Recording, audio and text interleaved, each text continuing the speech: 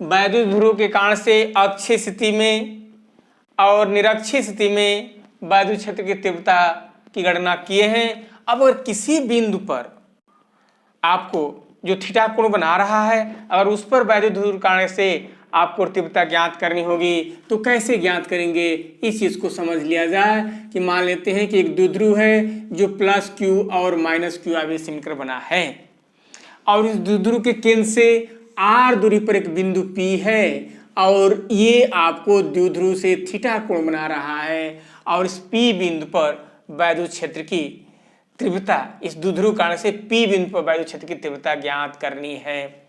तो इसको कैसे ज्ञात करेंगे, आप जानते हैं कि वैद्युत ध्रुव का आघूर्ण P बराबर क्या होता है, 2QL होता है, जिसकी दिशा किधर से होती है, माइनस Q आवेश से प्लस Q आवेश की ओर होती है। तो वैद्युत ध्रुव की दिशा आवेश से, यानी आपको अगर देखा जाए ये A बिंदु हो B हो तो किधर से होगी, B से A की ओर होगी। मध्य बिंदु अगर आपको O माने तो दिशा O से A की तरफ होती है। तो ये आपको द्विध्रुव की दिशा है। अब इसे थीटा कोण की दिशा की तरफ आपको ज्ञात करना है वैद्युत ध्रुव की तीव्रता, इसलिए आप जानते हैं कि वैद्युत ध्रुव आघूर्ण एक सदिश राशि होती है जिसकी दिशा ऋण आवेश से धन आवेश की ओर होती है। अब वेक्टर में आप पढ़े होंगे कि कोई भी वेक्टर किसी दिशा में है और उसे थीटा कोण के दिशा में घटक निकालना है। अगर मान लेते हैं कि ये वेक्टर आपका OA दिशा में है आपका और इससे थीटा कोण पर जो OP दिशा है इस दिशा में घटक निकालनी होती है, तो इस दिशा में घटक जो होता है उस आपके उस दिशा में घटक कितना हो जाता है, P cos थीटा हो जाता है और आपका उसके लंबो दिशा में घटक क्या हो जाएगा, P sin थीटा हो जाएगा। इस दिशा में आपको अगर P है तो इसके दिशा में घटक हो जाएगा P cos थीटा और इसके लंबो दिशा में घटक हो जाएगा आपका क्या होगा, P sin थीटा होगा। इस प्रकार आपका P cos थीटा OP दिशा में घटक होगा, तो OP दिशा में घटक होगा P cos थीटा। और आप जानते हैं कि जब उसी दिशा में OP दिशा के लांग ही वैद्युत क्षेत्र की तीव्रता निकाला जाएगा तो अक्षीय स्थिति का सूत्र हो जाता है।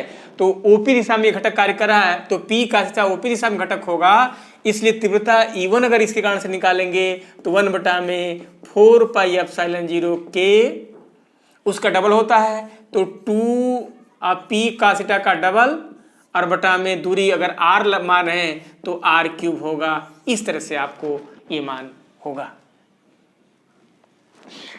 दूसरी घटक है P sin थीटा लंब दिशा में होगा तो P sin थीटा OP के लंब दिशा, और लंब दिशा कोई क्या करते हैं, ब्रोडान पोजीशन कहते हैं या निरक्षीय स्थिति कहते हैं। लंब दिशा यानी किसमें होगा, आपको निरक्षीय स्थिति में होगा,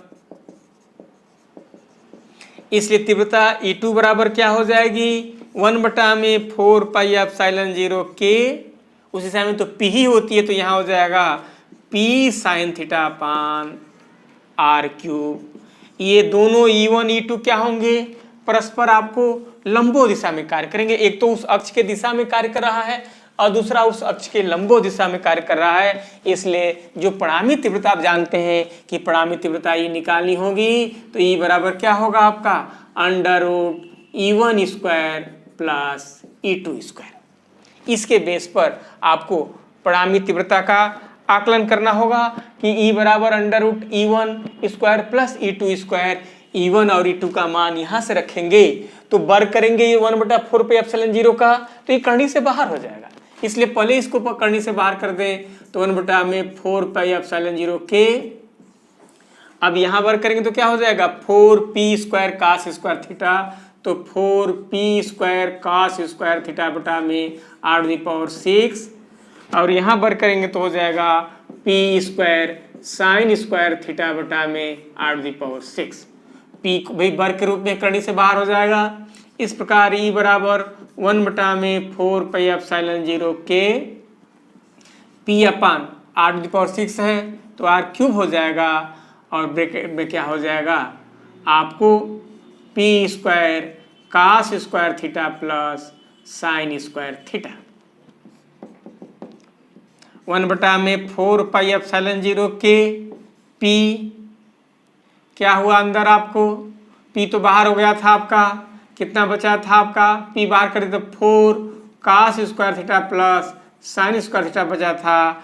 तो इसमें आपका पी बटा में R cube under root 4 cos square theta plus sine square theta बचा है। इसमें से आप जानते हैं कि sine square theta plus cos square theta का मान 1 हो जाता है, तो उसको 1 कर देंगे और 3 कास स्क्वायर थीटा बचा रह जाएगा।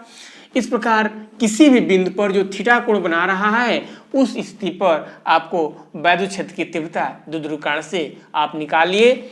और ये चीज ध्यान रखना होगा कि यह मान वही मान है, अगर थीटा का मान 0 कर दे तो कास 0 का मान तो 1 हो जाता है, 1 होगा तो ये 1 + 3 4 होगा, 4 का वर्गमूल 2 हो जाएगा। तो आप जानते हैं कि जो उस दिशा में यानी अक्ष की दिशा में आपको तीव्रता E बराबर 1/4πε0 2p/r³ प्राप्त हो जा रहा है। 90 डिग्री करेंगे तो कास 90 का मान 0 हो जाएगा, तो ये मान खत्म हो जाएगी, तो p/r³ आ रहा है, तो निरक्षीय स्थिति में आ रहा है। इसका मतलब सूत्र सही भी है, अक्षीय स्थिति निरक्षीय स्थिति में आ रहा है और किसी थीटा कोण पर होगा, तो इससे अब गणना करेंगे। तो इसी आधार पर वो दोनों सूत्र की भी अगर इस पर भी गणना हो जा रही है, E बराबर 1/4πε0 के p/r³ under root 1 + 3 cos square theta, जहां थीटा क्या है, द्विध्रुव से उस बिंदु जिस बिंदु पर तीव्रता ज्ञात करनी है उसका झुकाव कोण है। और इस सूत्र से हम किसी भी बिंदु पर द्विध्रुवीकरण से तीव्रता